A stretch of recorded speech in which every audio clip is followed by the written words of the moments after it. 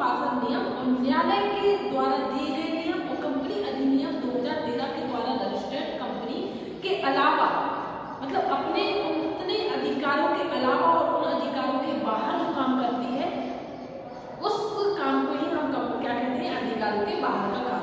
सीधी सी बात है, बहुत सारी ऐसी कंपनियां होती हैं जो जितने उन्हें अधिकार दिए जाते हैं, एक तो जब वो अपनी कंपनी रजिस्टर कराती है, कंपनी जब रजिस्टर होती है तो सीमा पार्षद नियम बनाया जाता है।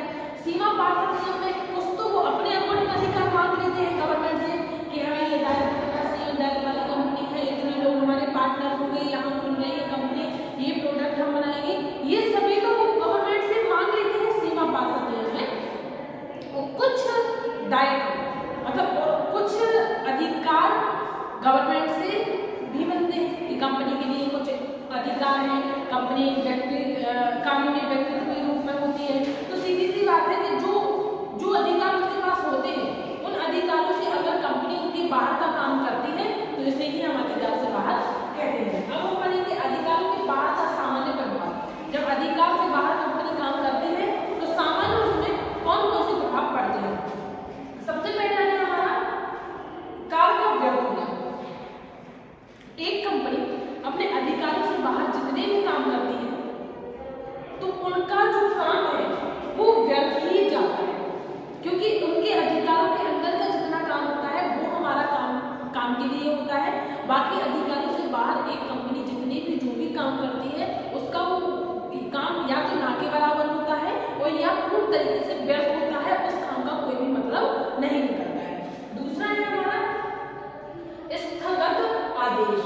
अगर कंपनी अधिकारों के बाहर काम करती है तो उसका कोई भी अंशधारी XYZ कोई भी अंशधारी न्यायालय के पास जाकर उसको स्थगित का आदेश दिला सकता है। सीधी सी बात है, शिकायत कर सकता है कि ये अपने अधिकारों से बाहर काम करना है, क्योंकि कुछ तो गवर्नमेंट कंपनी अधिनियम 2013 के द्वारा जब हम अपनी कंपनी को रजिस्टर कराते हैं तो कुछ अधिकार हमें गवर्नमेंट देती है और कुछ का अधिकार हम खुद मांग लेते हैं। इसी तरह अगर हम अधिकारों से बाहर कोई काम करते हैं और किसी अंशधारी को ये बात पता लगती है तो वो न्यायालय जाकर आपकी कंप्लेंट कर सकता है।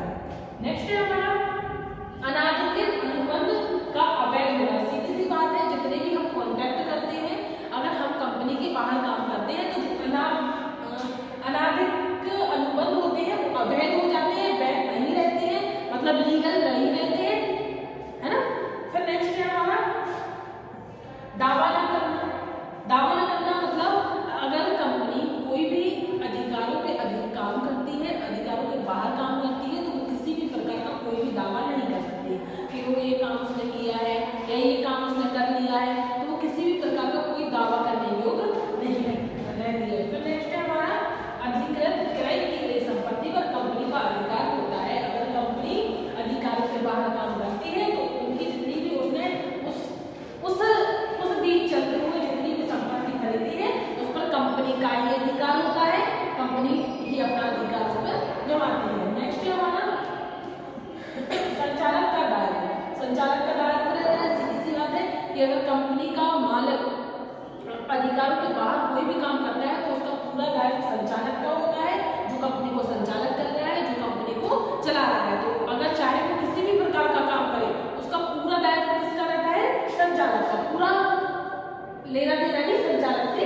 होता है। फिर है हमारा कर्तव्य भंग का दायित्व। सीधी सी बात है, जो हमारे कर्तव्य भंग के दायित्व होते हैं वो भी हमारे संचालक के होते हैं और कर्तव्य भंग का दायित्व कंपनी के लिए दिया जाता है, क्योंकि कंपनी के लिए जो भी अधिकार दिए जाते हैं उन्हें उन्हीं अधिकारों के बीच में काम करना होता है ना। एक बार और इसको देख लेते हैं, अधिकारों के बाहर का सामान्य प्रभाव। एक कंपनी जब अधिकार के बाहर काम करती है तो सामान्य उस पर कौन से प्रभाव पड़ते हैं।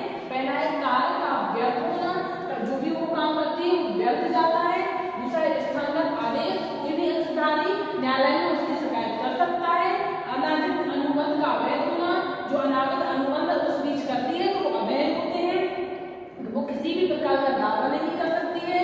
अनाधिकृत क्रय की गई संपत्ति पर कंपनी का अधिकार होता है, बीच में जितनी भी वो संपत्ति क्रय की जाती है उस पर अधिकार होता है। संचालक का दायित्व और जो भी काम होता है वो संचालक का दायित्व होता है।